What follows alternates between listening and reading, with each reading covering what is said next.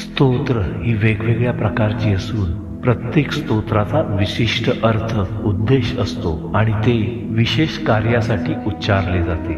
आपण मंदिरात गेल्यास आपल्या दृष्टीस पडत असेल की अनेक लोक मंदिरात स्तोत्राचे पठण करीत असतात. स्तोत्र म्हणजे देवाची आराधना करण्यासाठी देवांची केलेली स्तुती होय.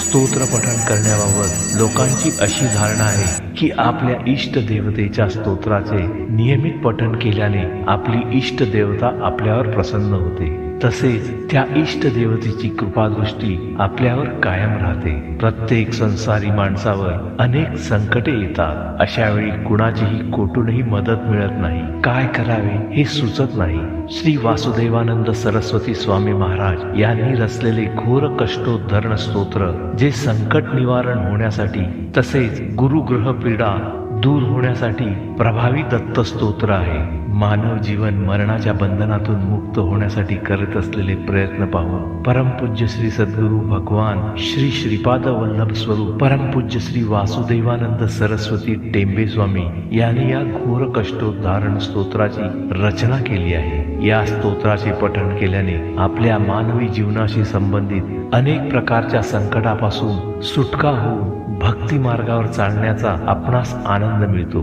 जो कोणी या स्तोत्राचे नित्य भक्तीने पठण करेल तो श्री दत्तगुरूंना प्रिय होईल. जो कोणी हे घोर कष्टोद्धरण स्तोत्र पूर्ण श्रद्धेने व भक्तीने म्हणतो त्याच्यावर आलेली भयंकर संकटे नष्ट होऊन त्यातून तो सही सलामत सुटतो. आज हे स्तोत्र अनेक दत्तक्षेत्री नियमाने म्हटले जाते. नृसिंहवाडी, गाणगापूर, औदुंबर येथील नित्यक्रमात ते म्हटले जाऊ लागले आहे. इतर अनेक दत्तक्षेत्रातही ते दत्तपूजेनंतर नियमाने म्हणू लागले.